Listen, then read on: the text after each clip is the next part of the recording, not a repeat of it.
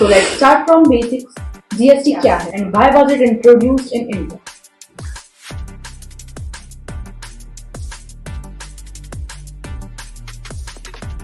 Basically GST एक indirect tax है और इंडिया में इंट्रोड्यूस इसलिए किया कि पहले बहुत सारे तरह के टैक्स होते थे, like service tax, VAT, excise duty. तो जीएसटी 17 तरह के टैक्सेस को खत्म करके लाया गया टैक्स है। इससे ये मेन कंसेप्ट था वन नेशन वन टैक्स, क्योंकि पूरे देश में सब राज्यों के अपने अपने वेट के कानून थे। वो सर्विस प्रोवाइडर्स जो थे उन्हें सर्विस टैक्स पे करना पड़ता था, मैन्युफैक्चरर को एक्साइज ड्यूटी पे करनी पड़ती थी। तो बहुत सारा कंप्लायंस बर्डन था। तो कंप्लायंस बर्डन को इजी करने के लिए जीएसटी लाया गया। Okay, then could you explain the structure of GST, like CGST, SGST and IGST क्या है? जब आप विद इन स्टेट सेल करते हैं तो आप सीजीएसटी और एसजीएसटी के बाइफर्केशन में माल बेचते हैं। जब अपने स्टेट के बाहर माल बेचते हैं तो आईजीएसटी आप उस पर लगा के बेचते हैं। बेसिकली हमारे दो टैक्स डिपार्टमेंट है जीएसटी के लिए, स्टेट वाला और सेंट्रल वाला।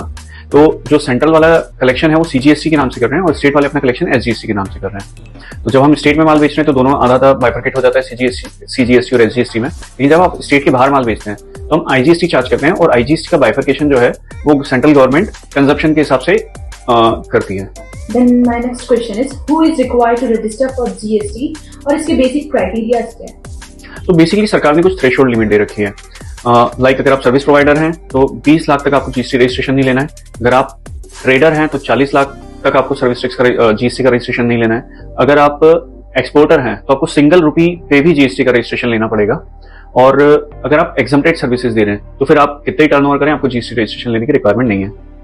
अगर हम स्मॉल बिजनेस की बात करें और स्टार्टअप्स के लिए तो उनके लिए जीएसटी क्या है? क्या उनके लिए कुछ बेनिफिट्स एक्सेम्पशंस है? जो भी मैंने इसके लास्ट क्वेश्चन में बताया आपको कि 20 लाख से छोटे टर्नओवर वाले सर्विस प्रोवाइडर हैं या 40 लाख से छोटे ट्रेडर हैं, उन लोगों को रजिस्ट्रेशन लेने की रिक्वायरमेंट नहीं है। ओके, आईटीसी क्या है and how does it work under GST? तो बेसिकली आईटीसी जो है वो है इनपुट टैक्स क्रेडिट। जीएसटी में क्या होता है, आप जब अपना माल खरीदते हैं और उसे बेचते हैं, बेचने तक, खरीदने से बेचने तक की प्रोसेस में जो जो आपके परचेस प्लस आपने कोई इनपुट सर्विसेज यूज किए प्लस इनपुट गुड्स यूज किया है, उन सबकी टैक्स क्रेडिट सरकार हमें देती है हमारे फाइनल टैक्स लायबिलिटी के लिए। तो इजीली इसको इस तरह समझा सकते हैं कि से आपने 100 रुपए का माल खरीदा, उसे 5 रुपए टैक्स भरा, उस माल को 150 रुपए में बेचा और सपोज उस पर हो रहा है 8 रुपए टैक्स। तो सरकार को आपको बोलना है ये 8 रुपए टैक्स बन रहा है, 5 रुपए मैं पीछे दे चुका हूं अपने परचेसर्स को, तो 8 - 5 अब मैं आपको सिर्फ 3 रुपए टैक्स दूंगा।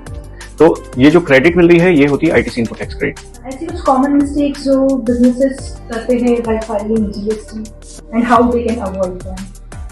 सबसे इंपॉर्टेंट तो है डेडलाइन मिस करना। जीएसटी में ढेर सारी डेडलाइंस है, बट वो डेडलाइंस याद रख के टाइमली फाइल करना, कंप्लायंस करना जरूरी है।